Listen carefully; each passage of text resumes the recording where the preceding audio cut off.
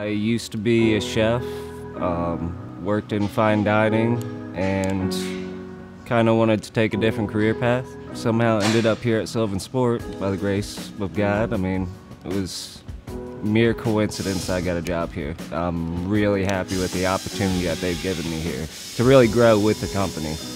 I really started at the bottom here, doing a lot of grunt work, and they've kind of opened the door for me to grow with the company that's growing at an immense speed. It's just opened up a lot of doors for me.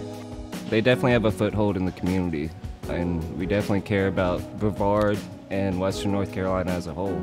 We're always looking to grow and to really reach out and do everything that we can to help our community. We all have a lot of pride and a lot of confidence in what we do and how we do it and the quality product that we put out.